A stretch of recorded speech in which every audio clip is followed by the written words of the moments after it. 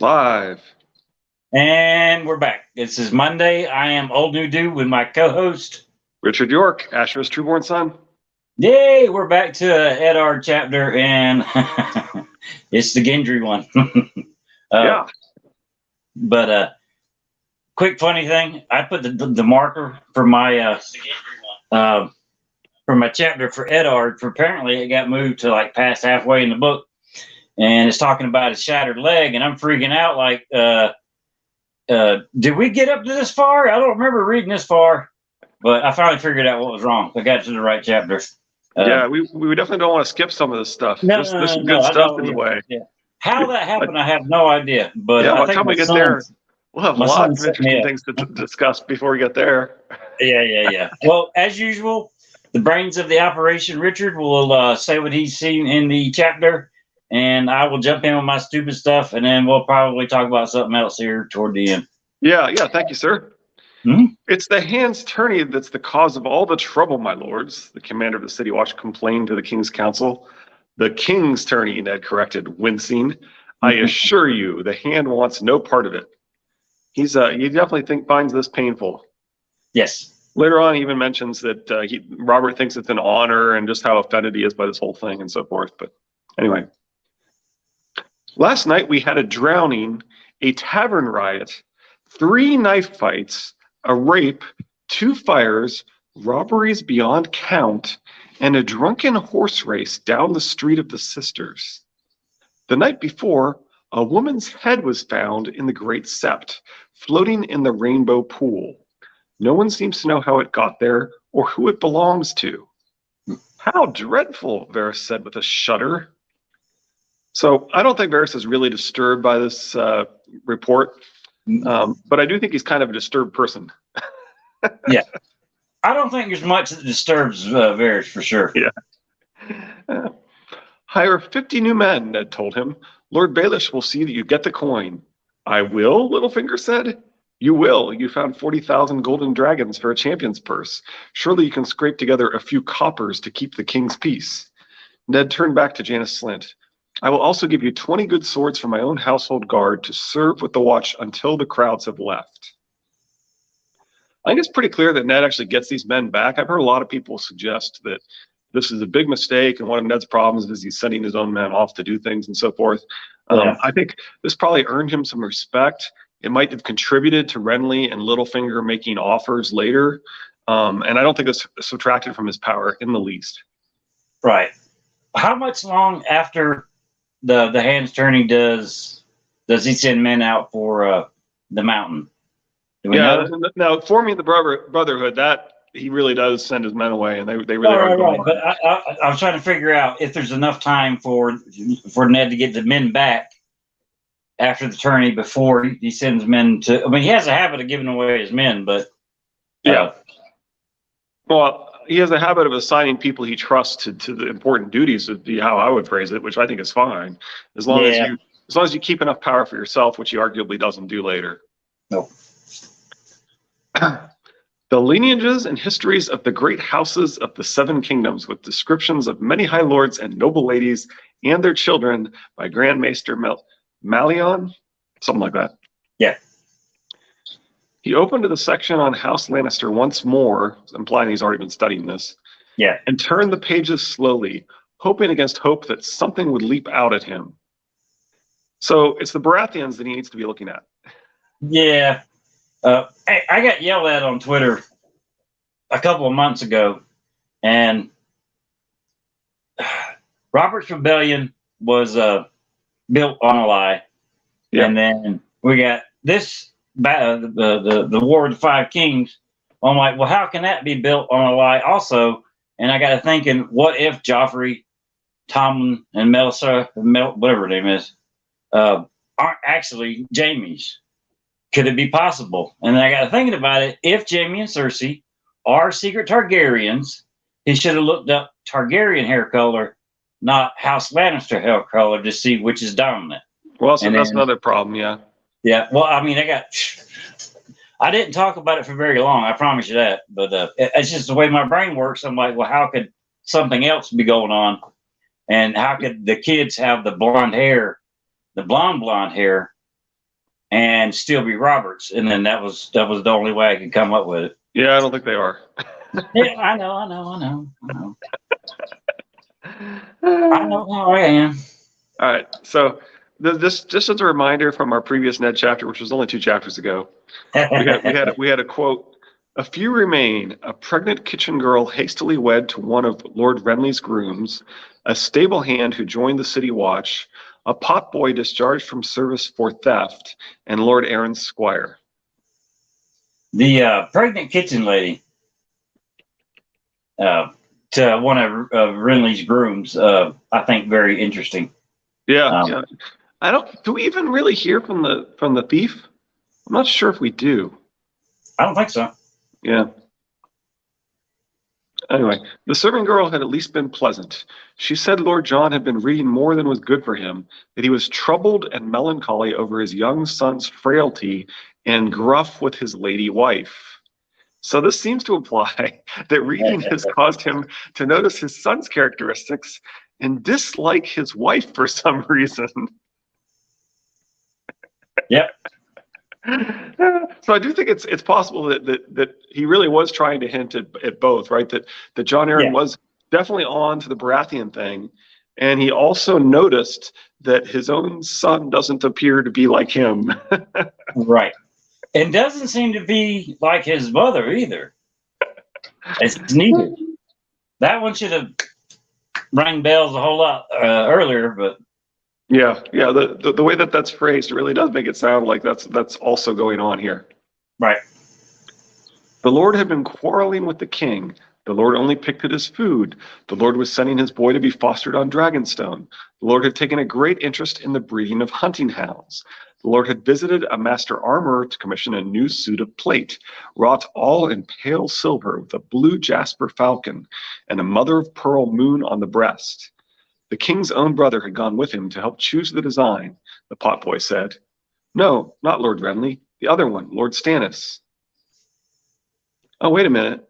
Is that the thief? I was thinking it was the city watch guy who wouldn't talk to who didn't want anything to do with horses. Maybe that is the thief. No, I think it's the city watch. Yeah, it is the thief. Okay, so he gets the best information from the thief. Oh, you got me questioning it now too. Yeah, I thought it was right after. I thought the whole thing. So the thing with the the brothel comes from the stable boy. Right. And the watchman is the one that vows to never touch a stable boy. No. The watch is the stable boy. He's no longer stable boy. He's now at the watch. Okay. So this was from the thief. Okay. So this is the good stuff, and it's from the thief. Okay. Okay. Quarreling about what? Where Sweet Robin was to be fostered, perhaps, is what I wrote in my notes. Okay. So yeah. So it's questionable what they were fighting with. So the king was literally fighting with the hand. And so that might have been about the Sweet Robin fostering. Yeah. Only picking at its food might explain why Pycelle needed to intervene, why he wasn't actually already finished off from the poison. Mm-hmm. We do hear quite a bit about the whole fostering of Sweet Robin, right? And this is the correct one. This is the Stannis and Dragonstone. Right. He was studying the breeding of hounds because he wanted to understand genetics and the characteristics and how you breed things to pass things on and so forth, right? Right. Which, as we said, applies both to the Baratheons and to himself. Yeah, and the only picking at his food might hint later on he should have picked at his food a little bit more. That the Tears of Lys, or whatever it's called. Yeah, I'm thinking it maybe it reflects why he didn't die right away, and why Pycelle kind of had to finish the job. But yeah. Yeah. The boy says that they visited a brothel. A brothel, Ned said. The Lord of the Eyrie and Hand of the King visited a brothel with Stannis Baratheon? He shook his head, incredulous, wondering what Lord Renly would make of this tidbit. Ned found it hard to imagine. Oh, that's the next thing. Okay, yeah. So I cut out the whole part about brothels and Stannis and Renly and all that. Yeah. But we could maybe talk about that a little bit here at the end. But anyway, I think we got some more interesting news to talk about. So let's save some time get on the other stuff. Yeah. Ned found it hard to imagine what could frighten Stannis Baratheon. And I think Lannisters in Civil War, maybe, but he's less frightened and more seeking a better position. Right. Ned was not sure what to make of Renly, with all his friendly ways and easy smiles. A few days past, he had taken Ned aside to show him an exquisite rose gold locket. Inside was a miniature painted in the vivid mirrorish style of a lovely young girl with doe's eyes and a cascade of soft brown hair. Renly had seemed anxious to know if the girl reminded him of anyone, and when Ned had no answer but a shrug, he had seemed disappointed. The maid was Loras Tyrell's sister Marjorie, he'd confessed, but there were those who said she looked like Lyanna. No, Ned had told him, bemused. Could it be that Lord Renly, who looked so like a young Robert, had conceived a passion for a girl he fancied to be a young Lyanna? That struck him as more than passing queer. Passing queer, George? Really?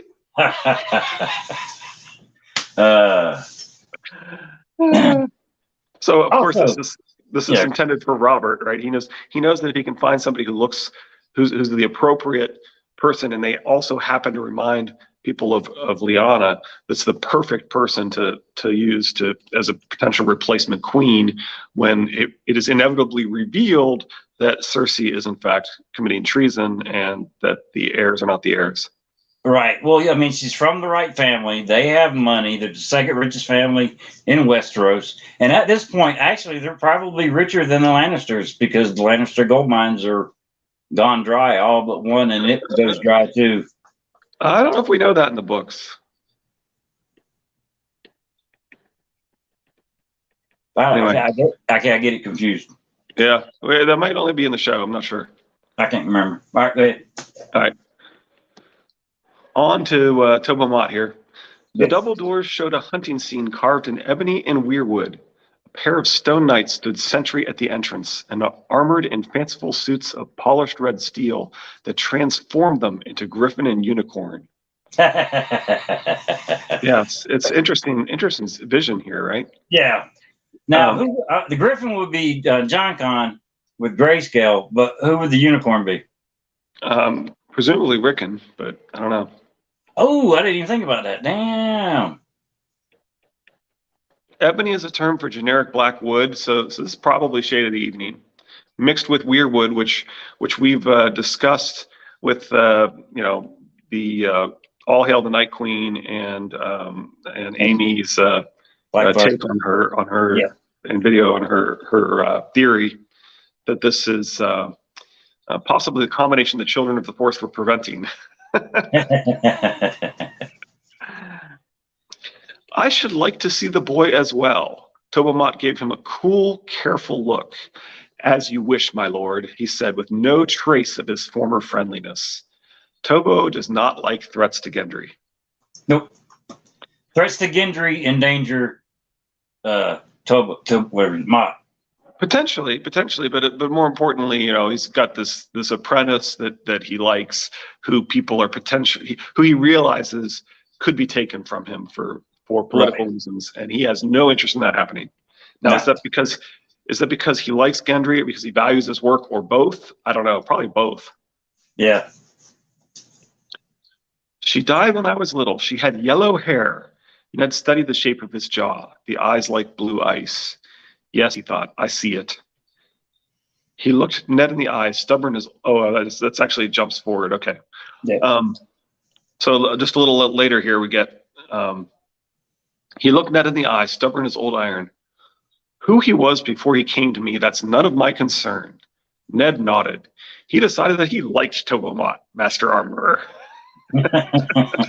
So Ned's reached the same conclusion that we have, that maybe he's just valuing Gendry for his work, but more likely he's trying to protect Gendry because he likes Gendry. Right. Yeah. The fact that he really didn't want to give the goods on who paid the gold and all that stuff. I mean, I think that all played into Ned going, okay, I like this guy. He's definitely the right guy to have Gendry. Yep, he's doing a good job of protecting him. But if not him, then me. I'd take him.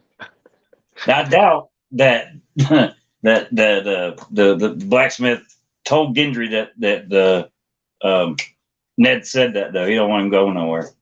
Nope. And the person that paid for it, the blue felt, or no, the purple felt. Where is it at? Yeah, it's just Varys in disguise. But go ahead. Yeah, that's what I mean. Strong. Even when you pull up the description and the picture of wiki characters, it's got Varys in a purple shirt. I mean, it's just. Yeah, and purple's typically the color associated with royalty, so it's kind of indicating that this is a royal bastard here. Right. But that was short. He's about to give that whole thing away here. Let's go ahead and read the last couple lines here. Did you find anything, my lord? Jax asked as Ned mounted up. I did, Ned told him, wondering. What had Jon Arryn wanted with a king's bastard, and why was it worth his life? So he's onto something here. Yes. Although it really does make you wonder, given all the clues that it's both the Baratheons and Jon Arryn that he's investigating, it really does make you wonder if part of the reason the timing was so perfect was because Littlefinger realized what was going on with more than most readers, right? And wanted him take it away right now. We need to get rid of him right now. We don't need to go to we don't need to start a rebellion here. We need to get rid of him. Well, I mean, I look at it, and I know we part ways sometimes on some of this stuff. Most of it we're pretty in step with. I see it as when he's investigating the Lannister kids, Jon Arryn is safe, but the second he starts to question Sweet Robin, I'm saying it definitely seems feasible. I'm agreeing with you. I'm saying it definitely seems feasible. Right. I don't think Littlefinger had a problem with the secret of the Lannister kids coming out. He would just try to figure out how he could use it to his advantage. Yeah. But the second Sweet Robin got put in the mix, that messes his future plans. Absolutely. Of once all hell breaks loose. So he's like, no. This man's got to go. Definitely possible. Now I'm not saying this certain. It's right. And again, George plants lots of seeds, and I've referred to his work as the weeds of winter, and he did have an update about that, right? Right. I was just watching Joe Magician last night on the Tattered Prince and Jaime with the future king that got scrapped and everything. Kind of that's he left the seeds in there, but I mean, it's a pretty good video. Yeah, Joe Magician has a few videos like that, and you wonder, is George really doing that, or is it because he creates these archetypes and does them over and over again that by necessity some of those are going to be that same character down the road with different circumstances and so forth? You know? Well, I could definitely see that it's easier and definitely more time friendly to reuse somebody else's plan that didn't get used. Sure. I mean, it makes a lot of sense. And is there really any difference between those two, right? Is there any real difference between saying I've got the same archetype repeated in the story, and this character matches this same archetype as this main character, than saying that character is the main character after, later on in life and so on? That's almost the same thing anyway, right? Right. I mean, George could be like, "Oh, that would be a really good idea. Scribble it down on another piece of paper. Yep. Keep writing." I'm going to do that. Writing. And then come back to it later on. I mean, definitely in the video or the podcast you were talking about, he definitely reminds you he's the gardener. Like I said, I only watched 10 minutes of it, and then I just looked at other people's review because I have a hard time with long videos. Yeah. I tweeted about the interview, and of course the blog post that came out the same day is pretty similar, right? It's about. And I've talked before about how I think what's really the problem is the weeds of winter. He needs to get rid of some of these seeds. He's planted too many. Right. Well, I mean, there is some encouraging news. And one, he said a month ago that I just got done with Cersei, the rough chapters with Cersei, or whatever he put it. And then he said, I'm wrestling with Jaime, and now I'm wrestling with Jaime and Brienne. And then in the podcast, does he say he's on Tyrion? Which he doesn't like to answer questions, because if he says he's working on Tyrion, people are like, "Oh, Tyrion's still alive." I mean, so it was a good. I mean, that's probably what I saw of it was probably one of the best interviews I've seen George do, and his demeanor was pretty relaxed. Yeah, and he talked about he mentioned a specific history that he liked, and it's Thomas B. Coleman. He has a 4-book series on the Plantagenets. The the last of that book is actually called The Last Plantagenets. That's to be the one that would cover the Richard III and the Secret Bastards and the Secret Wedding and all that stuff. Mhm. So I started looking at reviews of it. I haven't read the book, but I started looking at reviews of it, and Mhm. I see the same complaints that I see about the Accursed Kings, which is that some reviewers say that Richard is it's obviously biased because it portrays Richard as a saint, and but Richard is a saint. The people there was about a year ago, almost exactly a year ago, in July 2021, there was a Nauticast where they brought on a medievalist who talked about that, and how respected histories have included some of the obvious lies so this guy Thomas More, and he wrote basically satire, kind of like an Onion article about Richard III. Uh-huh. And then Shakespeare took that Onion article, if you will, and he turned that into propaganda, like Fox News type stuff on the story of Richard III. And so that's what you have with Richard III. It's like this bizarrely twisted, based on it's like falsehood built on falsehood. Right. And because people so knew that, there's actually legitimate historians that have quoted facts from that as fact. And so you can find actual respected histories that have facts that are based on fiction built upon fiction. And so the real Richard III, Richard of House York, he's basically Aegon V. So what he did, he's kind of Ned. He's kind of a mixture of Ned and Aegon V, essentially. So Okay. he's not just that he's like a saint. It's that he became king, and the things he did are like far left reforms, basically. He got rid of cash bail. He got rid of court fees for poor people. He got rid of there was like basically the ability to like create rules and apply them retroactively by the High Lords, essentially. Mhm. And he's like, no, we're going to have the rule of law and treat the lowborn with fairness. And he banned political censorship. So before that, basically, the Lords would just censor any speech and pamphlets and anything that was political that they didn't like. Right. So I mean, it's literally like you hear about Aegon the Fifth, and what was he trying to do? It's all the same kind of things that Richard III was doing, right? Right. And that's why Richard III was vilified and kicked out. Now he was also pointing out that there was a marriage contract and a dowry payment and a kid and a witness for the fact that in fact his brother was a bigamist, and therefore the kids were not actually the heirs, and he was the rightful king. So he was basically like Stannis. He was like pointing out, guys, I'm the king, not these guys. So that's why I say it's kind of like a mixture of Ned and or Stannis and Aegon V. Yeah. I was talking with Bastard or Fleetwild yesterday on Twitter, and we were discussing Rhaegar, and people hating on Rhaegar, stuff like that. Yeah. And then the phrase, the histories are written by the winners, and Rhaegar is like Brandon Stark. Everything we hear about them is through people's opinions of them. And if they can't get their opinion out of the description, meaning how they feel about that person, controls or steers their description of that person. So you're not getting a true sense of who the people are. The only way you'd be able to do that is a true flashback, and a really good narrator for that flashback, to see what the persons were really like. Right. Yep. Sorry. And we might get that. Might.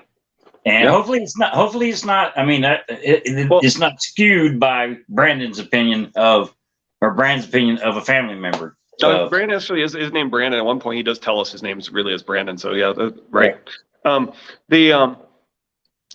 You mentioned before Robert's Rebellion is built on a lie, and I've heard people say, "Oh, it's ridiculous" and so forth. I think it's true, right? So you look at it, and that might even be a line from George. you look at the at what happened here, and basically somehow Brandon got it in his mind that Rhaegar was a kidnapper and a rapist, most likely after Lyanna and Rhaegar ran off together, right?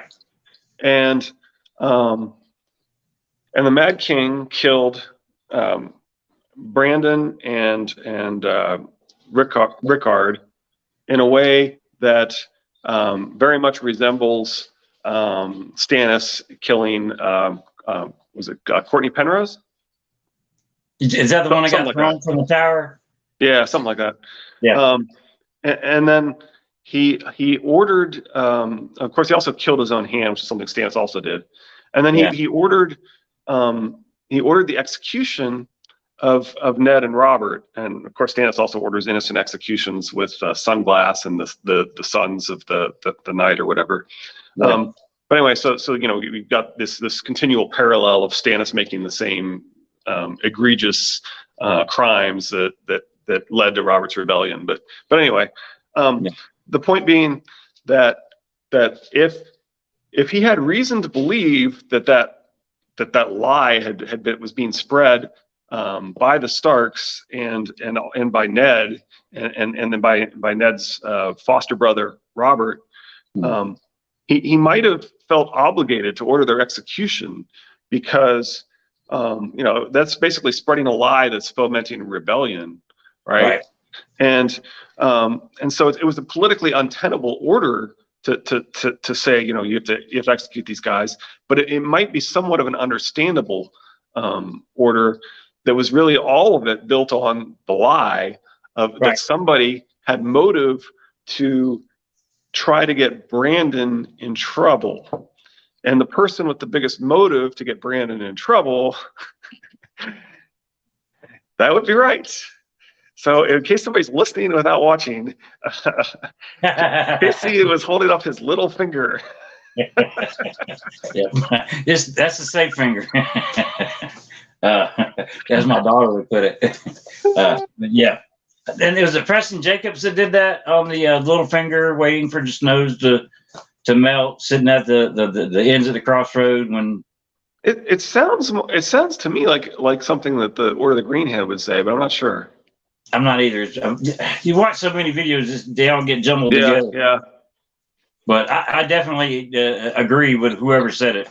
Yeah. The idea that it would have been Littlefinger that would have had the motive to lie, and then that lie would have probably carried to Ned and therefore to Robert, and word may have reached the Red Keep that lie. Well, Varys can see everything, and there's informers everywhere. So that lie could have easily reached the Red Keep, and so that it literally Robert's rebellion literally may have been built on that lie, in that Ned was at least believed to be spreading it, Robert was at least believed to be spreading it, Brandon was spreading it, Brandon was making demands, and so the one thing that you have to say is that Aerys was clearly sadistic, right? But he might not have been a bad king other than that. Well, I mean, he falls into the same category as Rhaegar and Brandon. We only get the information that is through people, and I mean, he might not be as bad as he was. I mean, it's hard to say. It's hard to say. Was he just sadistic? I mean, I do think that we're in Cersei's head, and I think Cersei's head is supposed to be showing us how the Mad King was. So I think he was pretty mad. Yeah, this is true. He might be even worse than what we know. Yeah. That's definitely possible as well. I think there's a high probability that we're supposed to realize that this was sort of an understandable order, but built on a lie, as we said. But that doesn't mean that he's a good guy. Right. Well, again, to Littlefinger, and I don't know if I've said it on our videos, but I do believe I've said it on one of my earlier ones. I think that the Three-Eyed Crow manipulated Littlefinger the same way Littlefinger manipulates other people. You find out what a person desires, and then you know how to move them on the board. Well, what does Littlefinger desire? Catelyn. And who's going to marry Catelyn? Brandon. Well, I mean, this is a really good ploy to get Brandon out of the way. And then also, if Brandon's out of the way, and then Ned's is ordered to be killed, then that's even another person out of the way. But I don't know. That is just the Littlefinger situation at the end. It just screams. Well, I mean, that's what older Littlefinger would do. So somebody had to be telling little Littlefinger. That was hard to say. Little Littlefinger to what to do to get to what he wants. But yeah, sorry. I don't know. I'm still not sure. Is there somebody playing chess against Bran? If so, is it Euron? Is it somebody else? You know, I don't know. Or is the person, you know, is there some entity from the past who's, you know, some people, including David Librarian mentioned this, that maybe there is a great other, and it's basically Azor Ahai from the past, and he's like trapped in the Weirwood net, and he's also playing chess with Bran. You know, they're trying to reverse things. There's definitely been some good stories, some good short stories in science fiction about the concept of two people like making changes and watching what happens and seeing who can get things right and who can get things wrong and so forth. It's an interesting concept. Well, I mean, you got opposites everywhere. I mean, you got fire, ice, black, white, good, evil. I mean, it's all over the place. I mean, it would have to have opposing forces playing the great game of Sybath. And right. So is Bran the young good player going against some old bad player who's who's the Azor Ahai from the past or something? Right. Well, hopefully it's not somebody that played the game the last time, because they know a whole lot more than which we disagree on who the three-eyed crow is. But I'll say for this video, the future Bran, and then somebody from the past from the last long night playing the game. The other person has the advantage. But I mean, you definitely see things. I mean, I know it has to happen this way for the author to get the story where he wants, but there are those quantum leap decisions, things that are going on. Right. I mean, you see them in almost every damn chapter.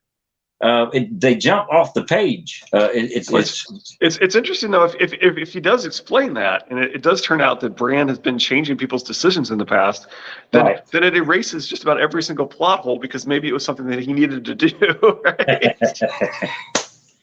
Well, I mean, you pointed out, I think it was last video before, that Bran could save his dad. Well, if Bran saves his dad, then Jon doesn't save Lord Mormont. Yep, we talked about that last week. Yeah. I mean, there's a cause. I mean, everything. It was a TV show. What was it on Sci-Fi about people with special abilities? This one guy, he could roll a quarter down the street and cause all these chain reactions to get a desired effect. And then there was this one guy could be really strong for about 2 minutes. It only lasted like 1 or 2 seasons. I can't remember what it was. But that one guy rolling the quarter down the street to cause this person to trip, and he trips into that person, and it causes a chain reaction all the way to get where he can get to the back of an armored car, grab a bag, and turn around and walk away. But I mean, it was just that's how I read this story now, thanks to you and your quantum leap. Every decision is that quarter rolling down the street, and I'm like, okay, well, if we see the effect of something, let's go back and see what was in that cause and effect to get to where that quarter started rolling. But I mean, yeah. All right, my dogs are being way too noisy. Hey, Sammy, come here. I'm rambling. Quiet, Sammy. Come here. Hey, Leo, Sammy, come here. Sorry. Well, I think we're about done. I understand. All right. What do we got next? Catelyn. Cat grabs Tyrion. Yeah. There, another war built on a lie, right there in the same end. Yeah. But all right, that's Wednesday. I got doctor's appointments. Yeah, I can still do Wednesdays, but I appreciate it. Anybody that's watching, please leave a comment. Valencar, Austin Flowers, all y'all guys, my sister, appreciate it. I might even leave a comment. You never know, because I forget to say something in the video, and it dawns on me as soon as I hit end. I'm like, oh crap! I'll tell it next time, and then I forget next time. But now you see what Richard's putting up with. I'm all over the place. But that has been Edard 6. I have been Old New Dude, and he has been Richard York, Asher's Trueborn son. Y'all have a good day. Bye.